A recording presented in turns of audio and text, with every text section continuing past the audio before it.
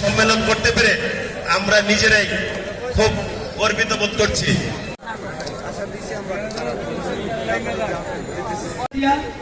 দীর্ঘায়ু সুস্থ কামনা করছি। আসসালামু আলাইকুম। দিতে পারবো। ডাইনোসরের গল্প শুনেছেন আপনারা? কাল্পনিক, কেউ দেখে না, দেখছে? আমলি সরকারকে আমরা ডাইনোসরে পরিণত করব। যে কাল্পনিক নতুন প্রজন্ম বলবে এটা আবার কোন দল? এটা কোন দল ছিল? মুসলিম লীগের নাম শুনেছেন আপনারা? আছে মুসলিম লীগ? এই আমলি সরকারকে আমরা মুসলিম লীগে পরিণত করব। যে শুনেছে দেখে নাই তাদের ধারা করেন।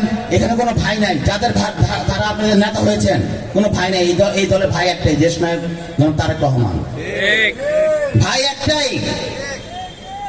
অনেকে ভাই নিয়ে বক্তব্য দিয়েছেন, বারবার আমরা ওইখান থেকে বলেছি যে কোনো ভাইয়ের স্লোগান দেওয়া হবে না, তারপর আপনারা স্লোগান দিচ্ছেন।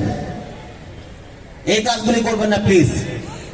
দীর্ঘ 16-17 বছর আপনারা রাজনীতি মাঠে ছিলেন, গুম খুন আপনাদের অনেক ভাইরা শিকার হয়েছে, নিজেরা হামলা শিকার হয়েছেন, লক্ষ মামলা হয়েছে, 60 লক্ষ নেতাকর্মীদের নামে মামলা হয়েছে।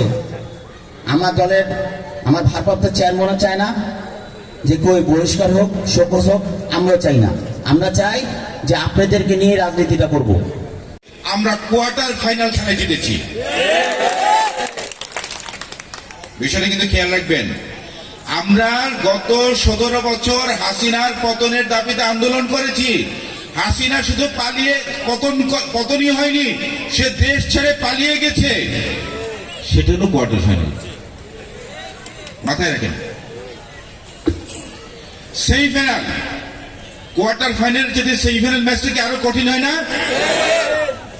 সেমিফাইনাল ম্যাচটা হচ্ছে যেদিন বাংলাদেশে কি অবাধ, সুষ্ঠু, গ্রহণযোগ্য নির্বাচন হবে। সেই নির্বাচনের মাধ্যমে, জনগণের প্রত্যক্ষ ভোটের মাধ্যমে বিএনপি ক্ষমতায় আসলে সেটা হবে আমাদের সেমিফাইনাল ম্যাচ জেতা। ক্ষমতায় যখন আসবে, ক্ষমতায় আসার পরে জনগণ বিএনপির উপরে আস্থা কেন রেখেছে?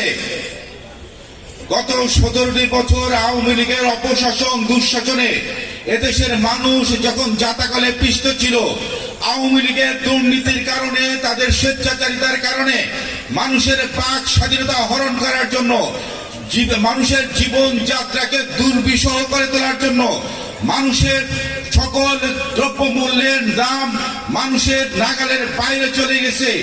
মানুষ যখন শাসনের পরিবর্তে অপশাসন পেয়েছে, এগুলার বিরুদ্ধে যখন বিএনপি সরকার ক্ষমতায় এসে এদেশে যখন সুশাসন প্রতিষ্ঠা করবে, জনগণের আস্থা অর্জনের জন্য, জনগণের জনকল্যাণের জন্য যখন কাজ করবে, যখন মানুষের জনগণের আস্থা ফিরে পাওয়ার জন্য জনকল্যাণমূলক কাজ করবে, যখন এই দেশের বিএনপি ক্ষমতায় এসে সারা দেশের মানুষের সুশাসন প্রতিষ্ঠা করবে, মানুষের বাক স্বাধীনতা যখন রক্ষা করবে, দ্রব্যমূল্যের দাম যখন মানুষের নাগালের মধ্যে আসবে, সেটাই হচ্ছে ফাইনাল খেলা।